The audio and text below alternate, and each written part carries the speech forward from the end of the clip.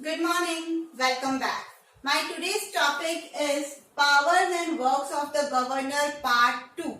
Part 1 में हमने executive powers और फाइनेंशियल पावर्स देख ली थी गवर्नर की, और ये भी समझ लिया था कि प्रेसिडेंट की पावर जो है और गवर्नर की पावर जो है वो काफी मिलती जुलती है। अगर आपको प्रेसिडेंट की पावर आती है तो आप यहाँ पर जब गवर्नर की पावर बताई जाएगी आपको, तो आप सिमिलैरिटीज देख सकते हैं कि कितनी सिमिलैरिटीज है। ठीक है, चलिए। Third power, legislative power. First, he can call the session of the administration, suspend and can dissolve the assembly. हमने फॉर्मेशन ऑफ लेजिस्लेटिव असेंबली में ये देखा था कि गवर्नर को ये पूरा राइट है कि वो असेंबली को डिसॉल्व कर सकते हैं।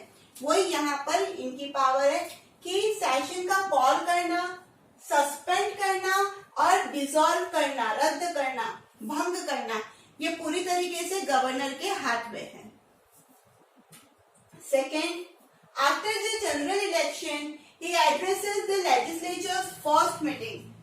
जब कभी भी इलेक्शन हो जाता है, फर्स्ट इलेक्शन, जनरल इलेक्शन हो जाता है, तो लेजिस्लेचर के अंदर फर्स्ट मीटिंग के अंदर स्पीच देने का काम भी कौन करेंगे? गवर्नर।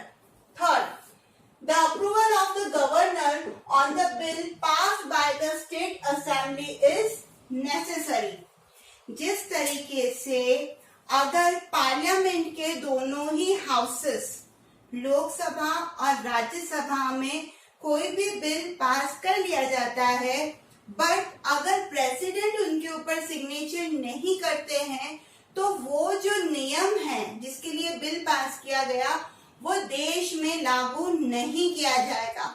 बिल्कुल उसी तरीके से यहाँ पर approval of the governor on the bill, जो बिल असेंबली पास कर रही है उसके ऊपर गवर्नर का सिग्नेचर यानी सहमति होना बहुत ही जरूरी है। He can reject the bill or return it to the legislature for reconsideration. मान लीजिए कि स्टेट लेजिस्लेचर के दोनों ही हाउसेस ने कोई बिल पास कर दिया, सहमति दोनों में हो गई और दोनों ने बिल पास कर दिया, बिल गया गवर्नर के पास। अब गवर्नर को लगता है कि नहीं, इसमें खामियां हैं, तो वो क्या करेंगे? उस बिल को रिटर्न कर देंगे या फिर रिजेक्ट कर देंगे कि इसको वापस आप क्या करिए, रिकंसिडर करिए, इसमें क्या क्या और हो सकता है। अपने सुझाव भी दे सकते हैं गवर्नर। बट मान लीजिए कि गवर्नर ने सुझाव दे दिए, बिल रिटर्न हो गया, रिजेक्ट हो गया, वापस वो गया असेंबली के पास। असेंबली क्या करेगी?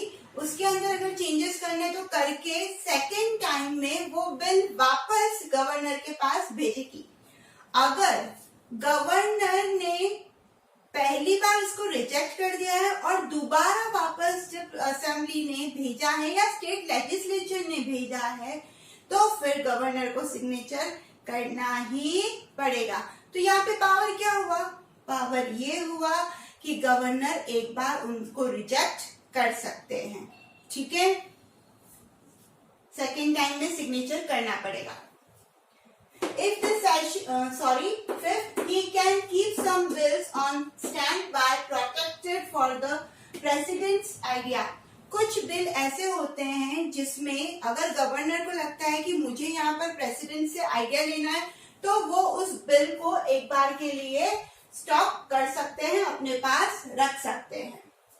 If the session of the state legislature is not going on, the governor can issue ordinance. अगर किसी कारणवश मान लीजिए कि सेशंस नहीं हो रहे, ठीक है, तो अधिवेशन नहीं हो रहे, तो ऐसे में गवर्नर अध्यादेश यानी ऑर्डिनेंस पास कर देता है, इशू कर देता है किसको क्या क्या करना है। ठीक है, this ordinance continue till 6 weeks after the commencement of the legislature. ये बोला जाता है कि जब ये ऑर्डिनेंस पास किया जाता है और जब तक कि लेजिस्लेचर के अधिवेशन वापस नहीं होते तब तक ये लागू किया गया। बट 6 हफ्ते बाद तक भी, अधिवेशन चालू हो जाने के बाद भी ये लागू किया जा सकता है। हाँ, अगर लेजिस्लेचर को ये लगता है कि नहीं, ये नहीं होने चाहिए, अब नियम बदल जाने चाहिए वापस, तो उसी वक्त रद्द किया जाएगा। बाकी ये कंटिन्यू 6 वीक्स तक चल सकता है।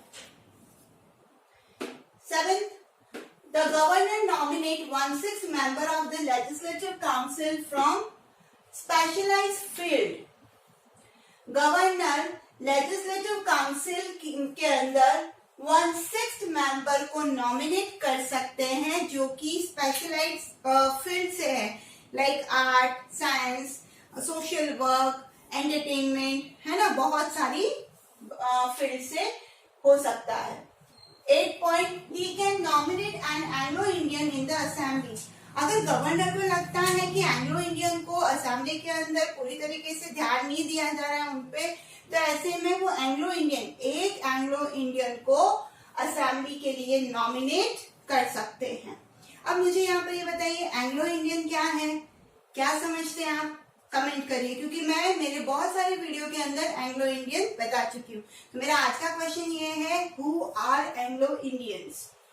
Now legislative power clear.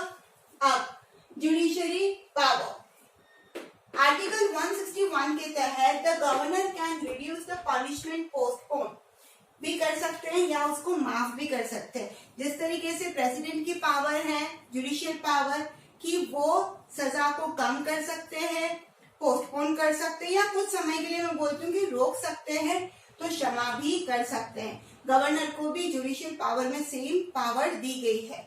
अगर वो किसी भी विषय में है ना, लेजिस्लेचर के विषय में है, तो पनिशमेंट कम हो जाएगा।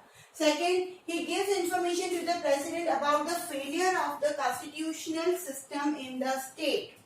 देखिए, इमरजेंसी पावर और क्राइसिस पावर ऑफ प्रेसिडेंट में हमने ये देखा था कि प्रेसिडेंट रूल यानी ऐसा स्टेट जहां पर कॉन्स्टिट्यूशनल सिस्टम पूरी तरीके से फेल हो गए हैं, फंडामेंटल राइट के नाम पे कोई चीज बची ही नहीं है, और गवर्नर ऑफ द स्टेट को लगता है कि मेरे स्टेट के अंदर की स्थिति बहुत खतरनाक है, तो यहाँ पर इमरजेंसी घोषित हो जानी चाहिए। तो ऐसे में उस चीज की जानकारी प्रेसिडेंट को कौन देंगे, गवर्नर देंगे। और जब गवर्नर प्रेसिडेंट को ये जानकारी देते हैं तो प्रेसिडेंट क्या करते हैं, यूनियन कैबिनेट के साथ बैठकर उस स्टेट के अंदर आर्टिकल 356 के तहत प्रेसिडेंट्स रूल यानी इमरजेंसी घोषित कर देते हैं। ठीक है, clear. Third point, governor is the chancellor of the state. Governor यहाँ पर स्टेट का कुलाधिपति होता है, तो recruitment of the vice chancellor of state universities is done by him. तो स्टेट के, सेंट्रल के नहीं, स्टेट के जितनी भी यूनिवर्सिटीज है उनके वाइस चांसलर को, कुलपतियों को नियुक्त करने का काम भी कौन करते हैं, गवर्नर करते हैं। साथ ही साथ में वो नियुक्त तो करते हैं, but they can also remove by him. But वक्त आने पर अगर गवर्नर को लगता है कि नहीं ये काम प्रॉपरली नहीं कर रहे, तो उनको रिमूव करने का अधिकार भी गवर्नर को दिया गया है। आई होप वीडियो समझ में आ गया होगा। Thank you.